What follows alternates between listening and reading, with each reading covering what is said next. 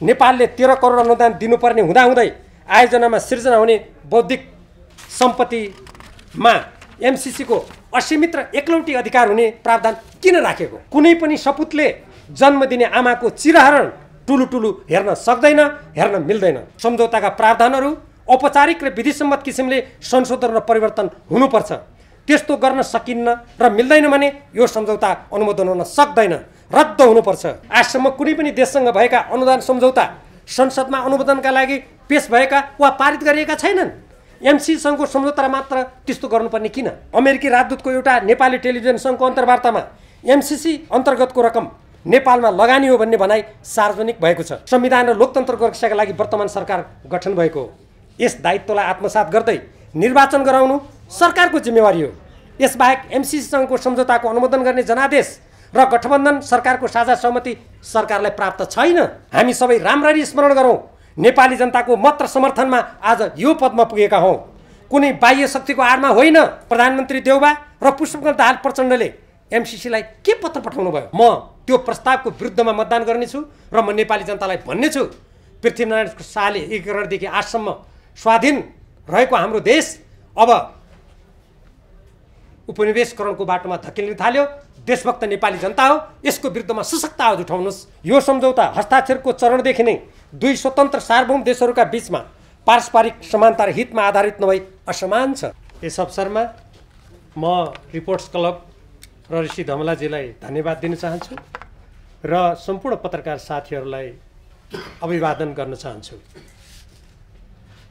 जुन विषयहरूमा हामी छलफल गर्न गइरहेका छौँ तत्सम्बन्धमा सबभन्दा पहिले म नेपाल सरकार र मिलेनियम च्यालेन्ज कर्पोरेसन अर्थात् एमसीसीसँग भएको सम्झौताका सम्बन्धमा केही महत्त्वपूर्ण धारणाहरू राख्नेछु।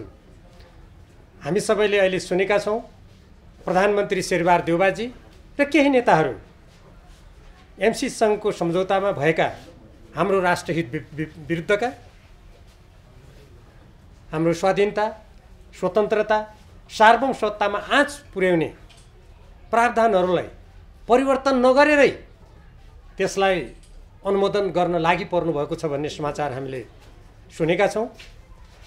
यी कुराहरू निकै गम्भीर छन्। यस्तो गम्भीर विषयमा सम्पूर्ण नेपाली जनताले यथार्थ कुरा थाहा पाउने र आफ्नो राष्ट्रको पक्षमा बोल्न पाउने अधिकार राख्छन् र पत्रकार साथीहरू मार्फत यही सन्देशका साथ सबभन्दा पहिले म यो मिलेनियम च्यालेन्ज कर्पोरेसनसँग जुन सम्झौता भएको थियो र जसलाई अहिले अनुमोदन गर्नको लागि देश अत्यन्त संवेदनशील स्थितिमा भएको, आम निर्वाचन गर्नुपर्ने, स्थानीय तहको निर्वाचन गर्नुपर्ने बेलामा त्यतातर्फ राष्ट्रलाई एकताबद्ध गरेर परिचालन गर्नुभन्दा अझ विदेशी दबाब आयो। यो दबाब आएको हुनाले गर्नै पर्ने भयो भन्ने जस्ता एउटा कुनै पनि देशको देशभक्त नागरिकले भन्न नसुहाउने अभिव्यक्तिहरू समेत सुन्नमा आइरहेको हुनाले मैले यो देशको नागरिक प्रतिनिधि सभाको सदस्यको हैसियतले प्रधानमन्त्री, सभामुख, राष्ट्रिय सभाका अध्यक्ष, दलका नेता तथा सांसदहरूको नाममा यो खुला स्मृति पत्र सम्पूर्ण पत्रकार साथीहरूको माध्यमबाट म प्रस्तुत गर्न चाहन्छु। सम्माननीय प्रधानमन्त्री, सभामुख र राष्ट्रिय सभाका अध्यक्ष तथा माननीय दलका नेता एवं सांसदजीहरू, सिंहदरबार काठमाडौँ। विषय स्मृति पत्र। महोदय, देशभक्त नेपालीहरूले स्वदेश र प्रवासमा अत्यधिक चासो राख्दै विरोध गरेको नेपाल सरकार र अमेरिकी मिलेनियम च्यालेन्ज कर्पोरेसन एमसीसीका बीच भएको सम्झौता संसदमा अनुमोदनका लागि प्रधानमन्त्री लगायतका केही नेताहरू लागि परेको भन्ने कुराका सन्दर्भमा यो खुला स्मृति पत्र लेखेको छु। देश र जनताको आवाज उठाउने संसद अवरुद्ध गरिएको प्रधानमन्त्री र 5 दलीय गठबन्धनका नेताहरूले एमसीसीसँगको सम्झौताका सन्दर्भमा देशभक्त नेपालीहरूले राष्ट्रियताको पक्षमा देशव्यापी रूपमा घन्काइरहेको आवाजप्रति संवेदनशील भई कुनै छलफल नगरेको र प्रमुख विपक्षी दलका नेताले चलाखीपूर्ण किसिमले सत्तापक्षको धारणा स्पष्ट नभई केही नबोल्ने भन्ने अवसरवादी कुरा गरेको स्थितिमा उक्त सम्झौतालाई संसदबाट अनुमोदन गर्ने खेल भइरहेको भन्ने बुझिएकोले खुला रूपमा स्मृति पत्र लेख्न बाध्य भएको छु। यो मेरो मात्र नभई चिरकालसम्म नेपाल सार्वभौम सत्ता सम्पन्न, स्वतन्त्र, स्वाधीन, अखण्ड र स्वाभिमानी देशको रूपमा रहोस् भन्ने आकांक्षा राख्ने सम्पूर्ण देशभक्त नेपालीहरूको आवाज हो। राजा पृथ्वीनारायण शाहले 254 वर्ष अघि एकीकरण गरेदेखि आजसम्म कहिले कसैको अधीनमा नगएको स्वाधीन नेपालका स्वाभिमानी नेपालीहरूको शङ्खघोष हो, मातृभूमि नेपालको चित्कार हो। यसलाई मनन गर्दै निम्नलिखित तथ्यहरूप्रति गम्भीर भई राष्ट्रिय स्वाधीनता, हित र अस्मिताको दीर्घकालीन सुरक्षाका लागि सबैले पदीय जिम्मेवारी वहन गर्नुहुनेछ भन्ने अपेक्षा गरेको छु। 1. हामी सबैले नेपालको संविधान, मुलुक र जनताप्रति पूर्ण वफादार रही मुलुक र जनताको सोझो चिताई कसैको डर नमानी पदको कामकाज इमान्दारीका साथ गर्ने देश र जनताको नाममा निष्ठापूर्वक प्रतिज्ञा गरेका छौँ। यस शपथका साथै निर्वाचनका समयमा हामीले जनता सामु गरेका घोषणा र बाचाहरूको स्मरण गरौँ। हामी बढे हुर्किएको माटोलाई सम्झौँ। पुर्खाहरूले यो देशको स्वतन्त्रता, स्वाधीनता, अखण्डता र स्वाभिमानका लागि बगाएको रगत र पसिना तथा उठाएको कष्टका गाथाहरू इतिहासका पाना पल्टाएर एकपटक फेरि पढौँ र सोचौँ। अरू देशका सरकार, संसद, दल र नेताहरूले आफ्नो देशको स्वाधीनता र हितको लागि के कसो गर्छन् र गरेका छन् भनेर वरपर छरछिमेकमा हेरौँ। देशभित्रको त कुरै छोडौँ, आफ्नो हितको लागि भनेर समुद्र र देशका सिमाना मित्दै कसरी शक्तिशाली देशहरू जोखिम उठाएर पाइला चाल्ने गर्छन् ठन्डा दिमागले सोचौँ। विश्वकै शक्तिशाली देशका रूपमा उदाइरहेका निकट छिमेकीहरू, एसिया प्रशान्त क्षेत्रमा शक्ति राष्ट्रहरूबीच भइरहेको तीव्र प्रतिस्पर्धा र सामरिक गठजोडका प्रभावहरू, हाम्रो जस्तो भूपरिवेष्टित अनेक असमान सन्धि सम्झौताको साङ्लोमा परेको, आर्थिक दृष्टिबाट दुर्बल र संवेदनशील भूराजनीतिक स्थिति भएको देशमा कस्ता हुन सक्छन् भन्ने विषयलाई दलीय र व्यक्तिगत स्वार्थभन्दा माथि उठेर वस्तुगत किसिमले विश्लेषण गरौँ। आजको प्रतिस्पर्धी विश्वमा नेपालको स्वाधीनता, अखण्डता र स्वाभिमानलाई अक्षुण्ण राख्न राजनीतिक, आर्थिक, सामाजिक, सांस्कृतिक र सुरक्षाको दृष्टिकोणबाट गर्नुपर्ने कामहरूका बारेमा गहिरिएर सोचौँ। यस्ता विषयमा अन्य स्वतन्त्र र सार्वभौम देशहरू के गरिरहेछन् विवेकको आँखा खोलेर हेरौँ। 2. नेपालको संविधान हामी धेरैले ठुलो मूल्य चुकाएर प्राप्त गरेका छौँ। संविधानको प्रस्तावनामा नै हामीले समाजवादप्रति प्रतिबद्ध राष्ट्रको उद्घोष गर्दै नेपालको स्वतन्त्रता, सार्वभौम सत्ता, भौगोलिक अखण्डता र स्वाधीनतालाई अक्षुण्ण राख्ने राज्यको दायित्व भएको कुरा स्पष्ट गरेका छौँ। यस सन्दर्भमा हामीले धेरै लामो छलफल पश्चात संविधानमा उल्लेख गरिएको अन्तर्राष्ट्रिय सम्बन्ध समिति यस नीतिलाई फेरि पढौँ, आत्मसात गरौँ। 1. नेपालको सार्वभौम सत्ता, भौगोलिक अखण्डता, स्वाधीनता र राष्ट्रिय हितको रक्षा गर्न क्रियाशील रहँदै संयुक्त राष्ट्रको बडापत्र, असंलग्नता, पञ्चशीलको सिद्धान्त, अन्तर्राष्ट्रिय कानुन र विश्व शान्तिको मान्यताका आधारमा राष्ट्रको सर्वोपरि हितलाई ध्यानमा राखी स्वतन्त्र परराष्ट्र नीति सञ्चालन गर्ने। 2. विगतमा भएका सन्धिहरूको पुनरावलोकन गर्दै समानता र पारस्परिक हितको आधारमा सन्धि सम्झौताहरू गर्ने। संविधानको धारा 279 मा सन्धि वा सम्झौताको अनुमोदन, सम्मिलन, स्वीकृति वा समर्थन गर्न शान्ति र मैत्री, सुरक्षा एवं सामरिक सम्बन्ध, नेपालको राज्यको सिमाना र प्राकृतिक स्रोत तथा त्यसको उपयोगको बाँडफाँडका सम्बन्धमा 2/3 बहुमत आवश्यक हुने र अरूको हकमा सङ्घीय कानुन बमोजिम हुने कुरा उल्लेख छ। हालसम्म सङ्घीय कानुन नबुझेर नबनाएको हो या बुझेरै अन्यल सिर्जना गर्न खोजिएको भन्ने प्रश्न उठ्दा पछिल्लो कारण नै प्रमुख भएको बुझ्न गाह्रो छैन। यस्तो किन गरिँदैछ? एमसिसीसँगको सम्झौताको बारेमा निर्णय गर्नुपर्दा नेपालको संविधानमा स्पष्ट रूपमा उल्लेखित उक्त कुराहरूलाई ध्यानमा राख्नै पर्ने होइन र? 3. एमसिसीसँगको संसदमा वितरित सम्झौता, कार्यान्वयन सम्झौता र सम्बन्धित अन्य सम्झौताका कुन धारा, दफा र व्यवस्थाले माथि उल्लेखित नेपालको संविधानका प्रावधानहरूको उल्लङ्घन हुन्छ? नेपालको स्वाधीनता, स्वतन्त्रता, हित र आत्मनिर्णयको अधिकार कुण्ठित हुन्छ भन्ने तथ्यहरू नेपाल कम्युनिस्ट पार्टी नेकपाको नेतृत्व सरकारमा भएको समयमा सत्तासीन दलको केन्द्रीय कमिटीबाट गठित कार्यदलको प्रतिवेदनमा स्पष्ट उल्लेख गरिएका छन्। त्यसबाहेक मैले स्वयं त्यस्ता धारा, दफा र प्रावधानहरू तथ्यगत किसिमले अनेक पटक लिखित र मौखिक रूपमा सार्वजनिक रूपमा प्रस्तुत गरिसकेको छु। म यहाँहरू सबैलाई उक्त सम्झौताहरू, कार्यदलको प्रतिवेदन तथा म लगायत अन्य कतिपय नेता र विज्ञहरूले एमसिसीसँगको सम्झौताका कतिपय प्रावधानहरूले नेपालको सार्वभौम सत्ता, स्वाधीनता, स्वाभिमान र हितमा पार्न सक्ने आघातको बारेमा तथ्यगत रूपमा सार्वजनिक गरेका कुराहरूको मातृभूमिको स्वाधीन भविष्यको लागि फेरि गहिरो गरी अध्ययन गर्न आग्रह गर्दछु। एमसिसी सङ्घको स्थापना तथा यस अन्तर्गत दिने भनेको आर्थिक सहयोगको स्वरूप, यस सम्बन्धी अमेरिकी कानुन र मान्यता तथा एमसिसी र अमेरिकी हिन्द प्रशान्त रणनीतिको अङ्ग भएको स्वयं अमेरिकी अधिकारीहरूको खुलासाप्रति पूर्वाग्रह रहित किसिमले बुद्धको जन्मभूमि सगरमाथा उभिएको देशको गरिमालाई ध्यानमा राखेर चिन्तन मनन गरौँ। 4. एमसिसीसँगको सम्झौता यथास्थितिमा संसदमा पेश र अनुमोदन गरिनुहुन्न भन्ने देशभक्त नेपालीले अमेरिका वा वैदेशिक सहयोगप्रति कुनै पूर्वाग्रह राखेर भनेका होइनन्। जसरी अमेरिकी सरकार र त्यहाँका नागरिकले आफ्नो स्वाधीनता र हितको पक्षपोषण गर्छन्, नेपालीले पनि आफ्नो स्वाधीनता र हितको पक्षपोषण गरेका हुन्। नेपालको संविधान, कानुन, हित तथा स्वाधीनता र स्वाभिमानमा आँच पुर्याउने एमसिसीसँगको सम्झौताका सबै प्रावधानहरू यस पत्रमा सविस्तार उल्लेख गर्न सम्भव छैन। साथै देशव्यापी रूपमा धेरै बहस र चर्चाका साथ सार्वजनिक भइसकेका सम्झौताका राष्ट्रहित विपरीतका प्रावधानहरूबारे यहाँहरू जस्ता जिम्मेवार व्यक्तिहरूले अवश्य नै अध्ययन गरिसक्नु भएकै होला। तथापि यो सम्झौता र यससँगै गाँसेर गरिएका अन्य सम्झौताहरू यथावत लागू भएमा नेपाललाई पर्ने प्रतिकूल प्रभाव, देशमाथि हुने आघात सम्बन्धी निम्नलिखित मुख्य कुराहरू उल्लेख गर्दा बुझकिलाई पर्याप्त हुने ठान्दछु। 4.1 आजसम्म कुनै पनि देशसँग भएका अनुदान सम्झौता संसदमा अनुमोदनका लागि पेश भएका वा पारित गरिएका छैनन्। एमसिसीसँगको सम्झौता मात्र त्यस्तो गर्नुपर्ने किन? यदि यो सम्झौता संविधानको धारा 279 अन्तर्गत अनुमोदन गर्नुपर्ने हो भने 2/3 बहुमतको आवश्यकता हुन्छ। नेपालले अन्य देशहरूसँग पनि पूर्वाधार विकासको लागि ठुलो रकम र ऋण अनुदान लिने गरेको छ। अरू देशले पनि अब उपरान्त सम्झौता नेपालको संसदबाट अनुमोदन हुनुपर्ने माग गरे के हुन्छ? यसको उत्तर नेपाली जनतालाई दिनुपर्छ कि दिनु पर्दैन? 4.2 यो सम्झौता हस्ताक्षरको चरणदेखि नै दुई स्वतन्त्र सार्वभौम देशहरूका बीचमा पारस्परिक समानता र हितमा आधारित नभई असमान छ। विगतका सम्झौताको पुनरावलोकन गरी समानता र पारस्परिक हितको आधारमा सम्झौता गर्ने संवैधानिक प्रतिबद्धता विपरीत अहिले आएर असमान सन्धि सम्झौता गर्न अग्रसर हुनु राजनीतिक अनैतिकता ठहरिन्न र?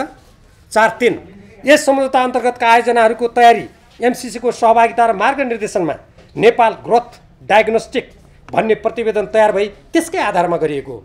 नेपालले नै छनौट गरेको भन्नु तथ्यसँग छैन। नेपालले स्वतन्त्र रूपमा आयोजना छनौट गर्न पाउने भए एमसिसी सन्तुष्ट हुने गरी भारतको सहमति लिनुपर्ने भनी सम्झौतामा किन लेखियो त? दुई स्वतन्त्र देशबीच भएको सम्झौता अन्तर्गत योजना छान्न भारतको सहमति लिनुपर्ने किन? के नेपाललाई भारतको उपग्रह ठान्ने विचारलाई मान्न सकिन्छ?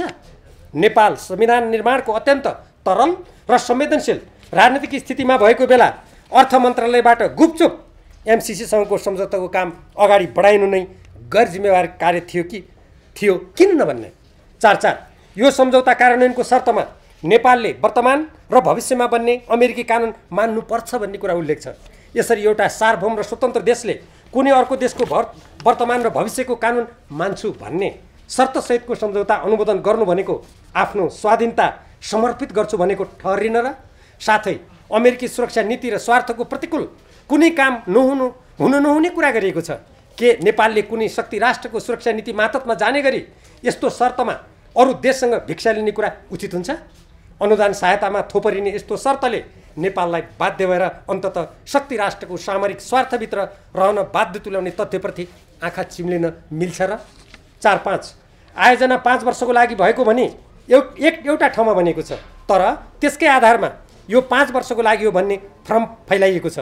तर अन्य प्रावधानहरूमा नेपालमा नेपालको विद्युत प्रसारण लाइन र त्यसले चर्चेको जग्गामा एमसिसीको असीमित समयसम्म आधिपत्य रहने कुरा उल्लेख छ। विद्युत प्रसारण लाइनमा कुनै मर्मत र सुधार गर्नुपर्ने भएमा समेत नेपाल सरकारले आफै गर्न नसक्ने र एमसिसीको अनुमति लिनुपर्ने कुरा गरिएको छ। अनुदान सम्झौता यस्तै हुन्छ र? विकासको नाममा नेपालले आफ्नो भूमिमा विदेशीको आधिपत्य स्वीकार गर्न कसरी मिल्छ? 4.6 नेपाल सरकारले गठन नगर्ने भनेको विकास समिति र त्यस अन्तर्गत एमसिए नेपाल र बोर्ड गठन गरी कार्य सम्पादन गर्ने कुरा गरिएको छ। तर एमसिए नेपाल र बोर्ड नेपाल सरकारप्रति उत्तरदायी नभई एमसिसी प्रति उत्तरदायी हुने र उसैको नियन्त्रण र निर्देशनमा चल्ने प्रावधानहरू छन्। नेपाल सरकारले पुरै अधिकार एमसिए नेपाललाई सुम्पिने कुरा गरेको छ। नेपालको कानुनअनुसार नेपाल सरकारले निर्देशनसम्म दिन नसक्ने गरी सम्पूर्ण अधिकार कुनै संस्थालाई सम्परण गर्न मिल्दैन। आयोजनामा नेपाल सरकारको कुनै निकायलाई संलग्न गराउनु परे एमसिसीको स्वीकृति लिनुपर्ने प्रावधान छ।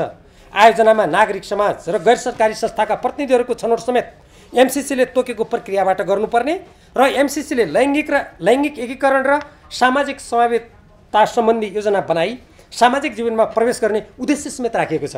समानान्तर सरकारको अर्थ लाग्ने यस्ता कुरा पढ्दा र सुन्दा यहाँहरूलाई अवश्य पनि चस्स घोषला नै।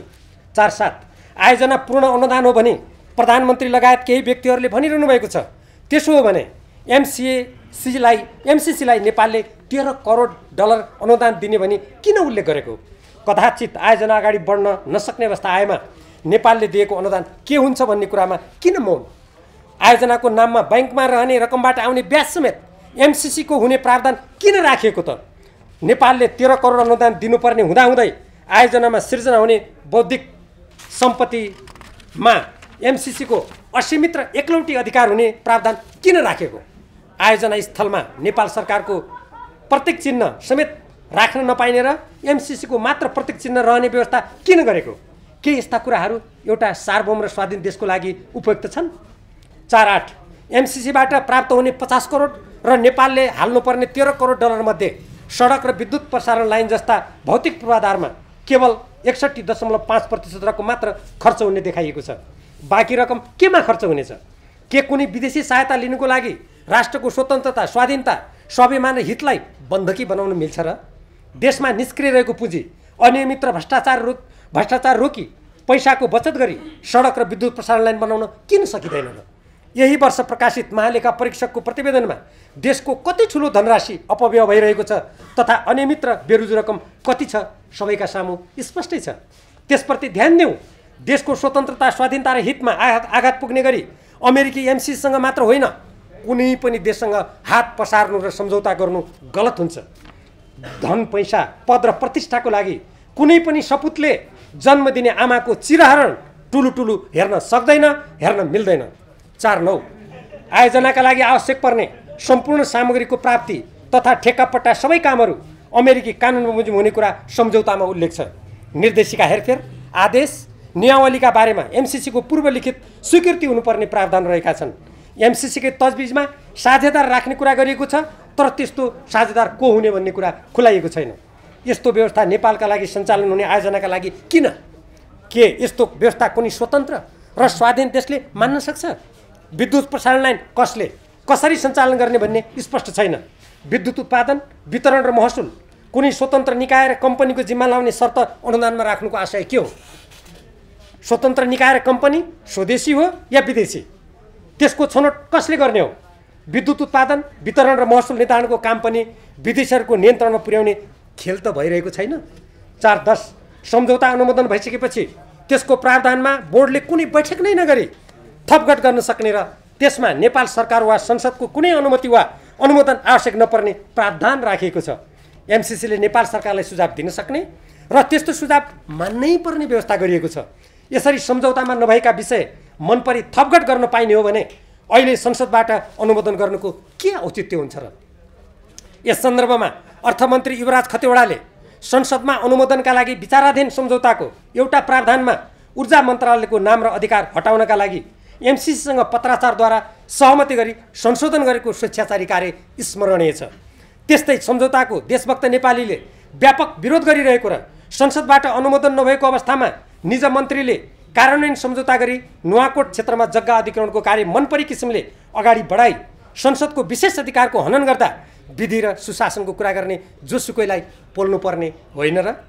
यस्तो गर्नुको उद्देश्य के स्वच्छ देखिन्छ? यसबारेमा संसदीय समिति गठन गरी छानबिन गरौँ।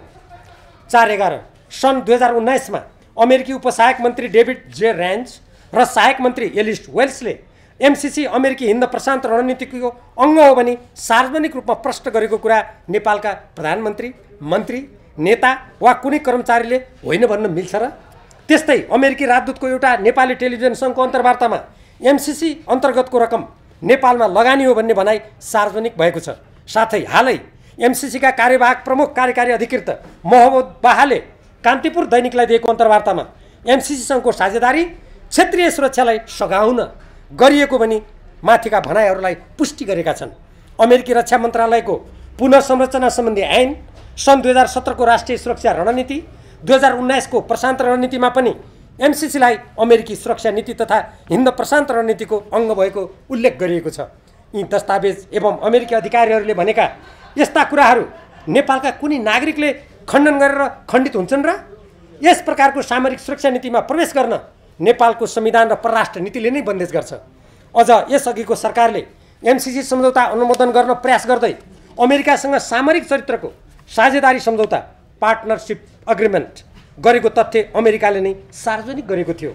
त्यस सम्झौताको विस्तृत विवरण र कागजात पूर्व प्रधानमन्त्री झलनाथ खनालको संयोजकत्वमा म समेत संलग्न कार्यदलले माग गर्दा सरकारका सम्बन्धित मन्त्रीले उपलब्ध नगराएको कुरा स्मरण गराउन चाहन्छु। के सामरिक चरित्रको सम्झौता गोप्य रूपमा गर्ने अनुमति सरकारलाई नेपालको संविधान, राजनीतिक प्रणाली र नेपाली जनताले दिएका छन् र? यसबारे प्रधानमन्त्रीजीले स्पष्ट गर्नुपर्छ कि पर्दैन? 4.12 आयोजनामा काम गर्न आउने विदेशीहरूको नागरिकता समेत सरकारले हेर्न नपाउने, ती कर्मचारीहरूले सम्झौता अन्तर्गत गर्नुपर्ने काम नगरी कुनै क्षति भई आयोजनाले क्षतिपूर्ति दिनुपर्ने भएमा नेपाल सरकारले दिनुपर्ने कुरा एकातिर उल्लेख गरिएको छ भने अर्कोतिर नेपाल सरकारले कुनै अनुगमन गर्न र निर्देशन दिन नपाउने प्रावधान राखिएको छ।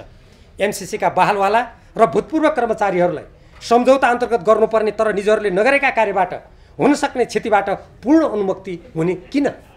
4.13 द्विपक्षीय वा बहुपक्षीय सन्धि र सम्झौताहरू कुनै कम्पनीसँगको पत्राचार, कुनै राजदूत र कूटनीतिज्ञको स्पष्टीकरण तथा संसदको सङ्कल्प प्रस्तावद्वारा संशोधन वा परिमार्जित हुन सक्दैनन्, परिवर्तन हुन सक्दैनन्। यसका लागि सम्बन्धित पक्षका बीच औपचारिक बैठकबाट सहमति भई अभिलेखन भएपछि मात्र सम्झौतामा सोही बमोजिम संशोधन वा परिवर्तन हुन सक्छ।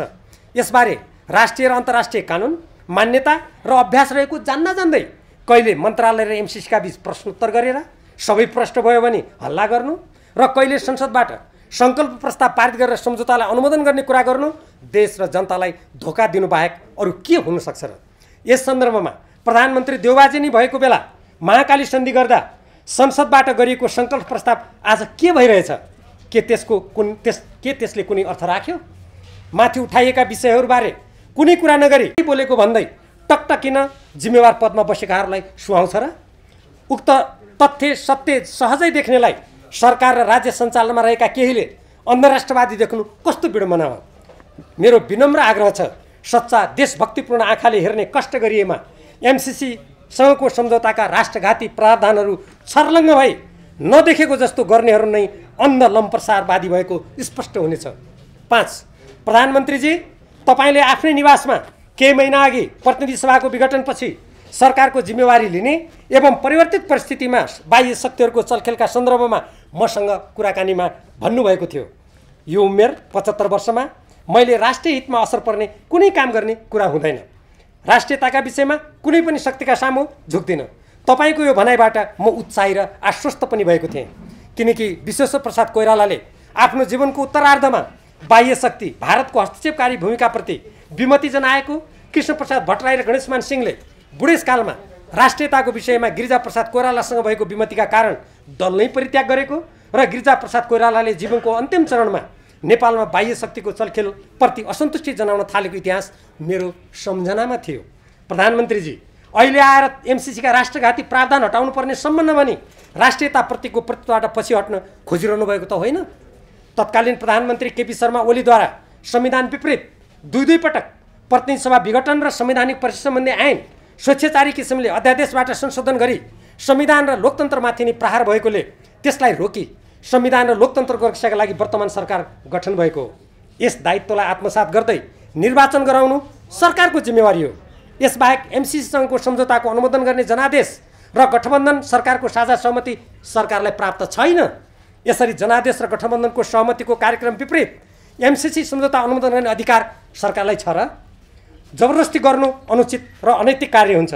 तर प्रधानमन्त्रीजीले पाँच दलीय गठबन्धनको बैठकमा एमसिसीसँगको सम्झौता अनुमोदन गर्न बाह्य दबाव भएकोले त्यसलाई अनुमोदन नगरेमा गठबन्धन सरकार नै भङ्ग हुन सक्ने कुरा गर्नुभयो भन्ने सार्वजनिक भएको छ। यसो हो भने झनै देशभक्त नेपालीले गम्भीर भएर प्रधानमन्त्रीजीलाई प्रश्न सोध्नु पर्ने भयो। तपाईँ विदेशी दबावका सामु लत्रेर त्यही शक्तिको स्वार्थ साधना गर्न एमसीसँगको सम्झौता अनुमोदन गर्न तयार हुने, तर देशव्यापी रूपमा नेपाली जनताले राष्ट्रिय स्वाधीनता र हितको पक्षमा उठाएको आवाज सुन्न तयार नहुने कुरा उचित हो र? नेपाली जनताको मतबाट चुनिएर जननी जन्मभूमिश्च स्वर्गादपि गरिएसी, अर्थात् जन्म दिने आमा र जन्मभूमि स्वर्गभन्दा पनि ठुली हुन् भन्ने निशाना छाप अङ्कित शपथमा हस्ताक्षर गर्ने, शपथ खाने अनि सत्ता हातमा आएको बेला राष्ट्रिय स्वाधीनतामा आँच आउने गरी विदेशीको स्वार्थ साधना गर्न सरकार नै भङ्ग गरिदिने धम्की दिने कुरा अनैतिक र देशघाती ठहरिँदैन र? अझ यस्तो काम प्रमुख विपक्षीसँगको साँठगाँठबाट गरिन लागि भन्ने समाचार साँचो हो भने योभन्दा लज्जास्पद र गैर जिम्मेवार कार्य अरू के हुन सक्छ र? 6. अन्तिम राणा प्रधानमन्त्री मोहन शमशेरले सत्ता जोगिने आशामा नेपालको हित विपरीत भारतसँग 1950 को सन्धि गरेका थिए भने राजा महेन्द्रले निर्दलीय पञ्चायत व्यवस्थाप्रति समर्थन प्राप्त गर्ने आशामा सन् 1965 मा उक्त सन्धिबारे भारतसँग पत्रको आदान प्रदान गरेका थिए। तर न राणा शासन र पञ्चायत अकण्टक भयो, न त ती व्यक्तिहरू नै यो संसारमा छन्। राणा शासन र राजतन्त्र दुवै समाप्त भए। कुनै बेलाका प्रधानमन्त्री र सत्ता गठबन्धनका नेता पुष्पकमल दाहाल प्रचण्ड, माधव कुमार नेपाल, झलनाथ खनाल र बाबुराम भट्टराई अहिले सो पदमा नरहेको कुरा अवगतै छ। हामीहरू पनि आज जुन पदमा छौँ त्यसमा सदाका लागि नरहने शाश्वत सत्य होइन र? यसलाई नबुझे चाहिँ गरी राष्ट्रको दीर्घकालीन स्वतन्त्रता र हितमा आँच पुग्ने सम्झौतालाई तत्कालको सत्ता स्वार्थका लागि अनुमोदन गर्न तम्सिनु उचित हुन्छ र? सन् 1950 मा राणा प्रधानमन्त्रीले निहित सत्ता स्वार्थका लागि थोपरेको भारतसँगको सन्धि आज हाम्रो लागि गलपासो जस्तै भएको छ। महाकाली सन्धिले प्रधानमन्त्रीजी र सन्धि गराउन सुडिनीको भूमिका खेल्ने नेताहरूलाई आज गिजाइरहेको छ। यस्तो तितो यथार्थ जान्दा जान्दै एमसीसँगको सम्झौताका राष्ट्रघाती प्रावधानहरूप्रति आँखा चिम्लेर त्यसलाई अनुमोदन गर्नै पर्ने बाध्यता के आइलाग्यो? शक्ति राष्ट्रको समर्थन नभई फेरि पदमा पुगिँदैन कि भन्ने लोभ वा बाह्य दबावको त्रास हो भने यस्तो चिन्तन र व्यवहार भएका व्यक्तिले स्वतन्त्र र स्वाधीन देशको कुशल नेतृत्व गर्न सक्छु भन्न सुहाउँछ र? हामी सबै राम्ररी स्मरण गरौँ, नेपाली जनताको मत र समर्थनमा आज यो पदमा पुगेका हौँ। कुनै बाह्य शक्तिको आडमा होइन, देश र जनताको हित र प्रतिष्ठाका लागि दायित्व निर्वाह गर्नु हाम्रो पहिलो कर्तव्य हो। यदि कसैले बाह्य शक्तिको आड र धन निर्वाचनमा उपयोग गरेको भए त्यो देश विरुद्धको अपराध र कुकर्म हो। यस्तो अपराध र कुकर्म कुनै नेपालीले गर्न सक्छ भन्ने कुरा सोच्नसम्म सकिँदैन। 7. प्रधानमन्त्री पदका लागि सङ्घर्ष गर्ने, अरूभन्दा आफूलाई अब्बल देखाउन बल गर्ने, तर राष्ट्रिय हित र स्वाधीनतामा आँच पुर्याउने एमसीसँगको सम्झौता अनुमोदनका बारेमा प्रधानमन्त्री र प्रमुख विपक्षी दलका नेताबीच चोचोमोचो मिलेको भन्ने समाचार आइरहँदा कुनै पनि इमान्दार राजनीतिक कर्मीलाई उदेक लाग्नु स्वाभाविक होइन र?